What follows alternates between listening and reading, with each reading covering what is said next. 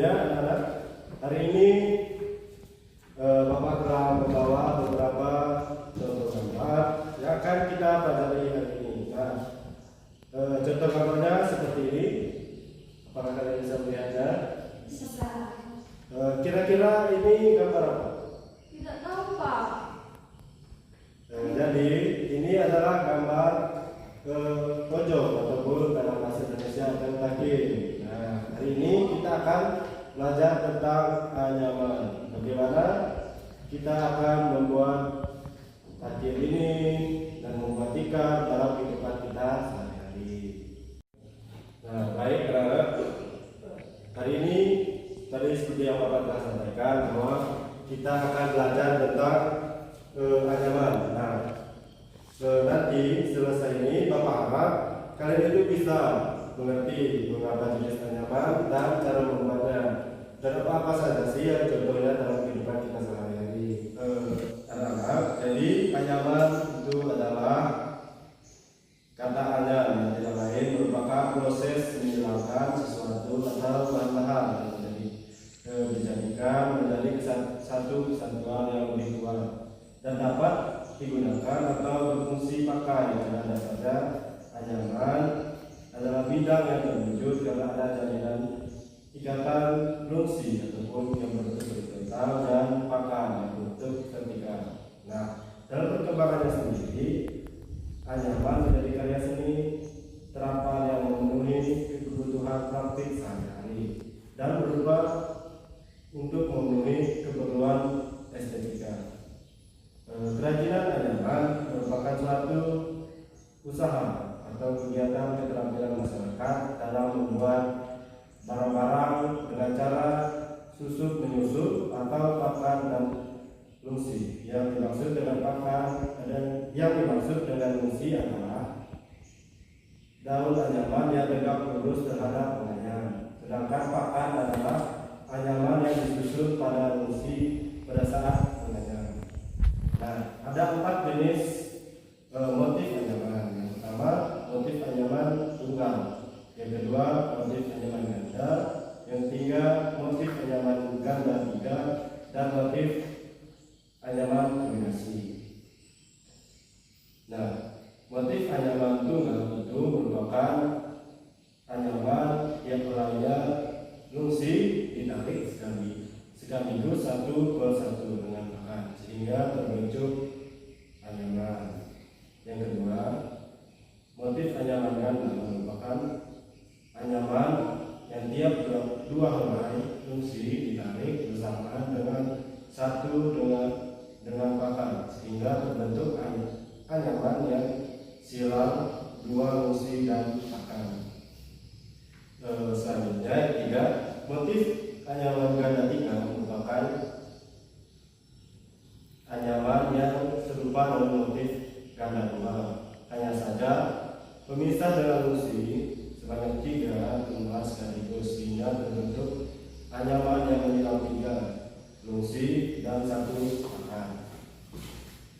Selanjutnya kombinasi itu ialah anyaman yang mempunyai hampir mirip ataupun sama dengan motif anyaman ganda 2 dan ganda 3 dengan bervariasi bentuk sesuai rancangan desain yang ingin dibuat sehingga terbentuk anyaman dengan silang yang bervariasi dan membentuk motif tertentu yang lebih unik, indah dan menarik. Nah, ada beberapa bahan untuk membuat anyaman seperti rotan, rumput, tanaman, pakis, pakisan, eceng gondok dan lain-lain. Dan juga dapat dibuat dari bahan-bahan yang digunakan misalnya plastik, tinta, kertas, dan lain-lain. Dari penjelasan Bapak tadi, apakah kalian bisa mengerti tentang apa yang Bapak jelaskan? Bisa, Pak. Jika bisa, Bapak bertanya, ada berapa jenis motif anyaman? Ada 4, Pak. Ya, betul sekali, ada 4, yaitu motif anyaman tunggal yang bentuknya contohnya seperti ini. Ini adalah motif anyaman tunggal. Nah, karena lungsi ataupun yang berbentuk horizontal, karena ini adalah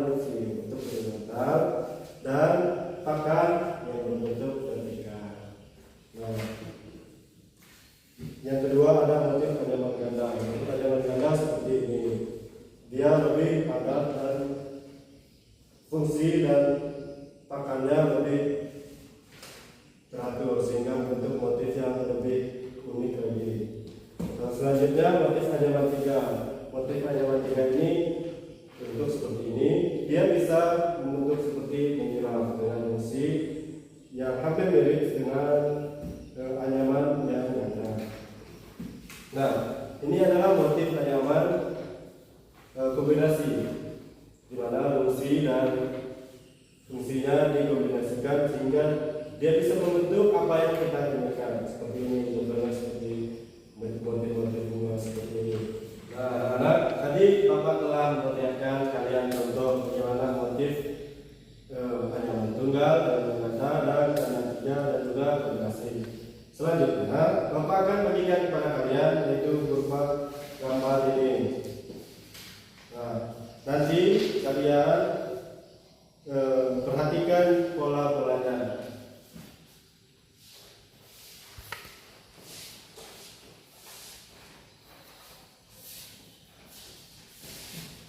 Apakah kalian sudah mendapatkan untuk gambarnya? Sudah Pak.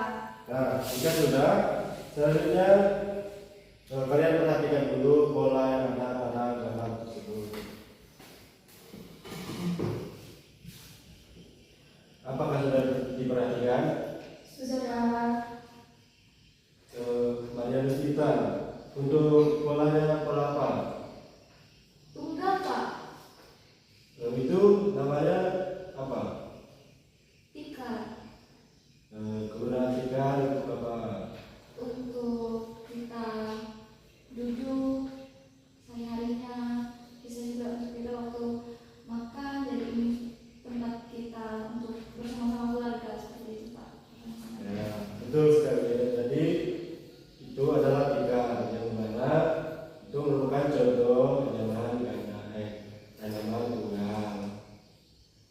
Nah, selanjutnya Rista, dapat gambar apa? Lanjut Pak. Motifnya apa? Ganda 3. Ya, betul sekali. Nah, kira-kira anak-anak mudah tidak dalam membuatnya? Mudah Pak. Nah, jika begitu, maka sekarang Bapak di sini akan membentuk kelompok. Nah, di kelas ini ada berapa orang? 10 orang Pak. Jika 10, Bapak akan bagikan kalian menjadi 2 kelompok yang terdiri dari 4 orang kelompoknya. Nah, selanjutnya Bapak akan bagikan kepada kalian sebuah gambar.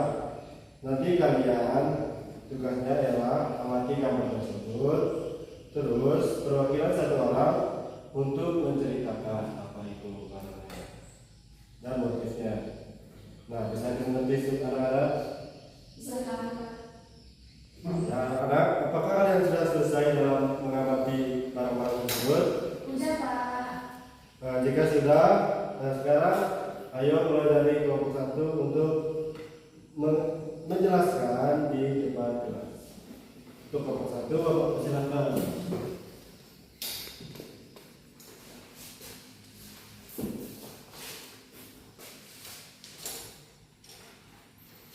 Gambar ini berbentuk patin, artinya kombinasi 3 yang biasanya digunakan untuk orang-orang panen padi di ladang. Terima kasih. Oke. Selanjutnya,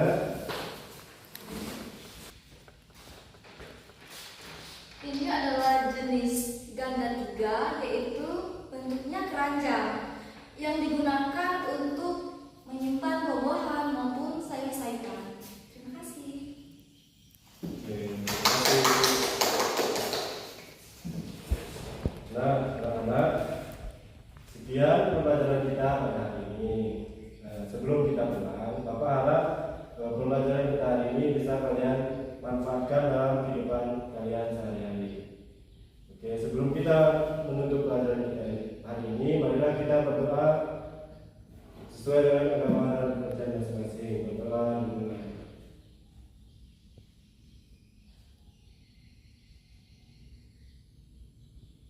Berdoa selesai.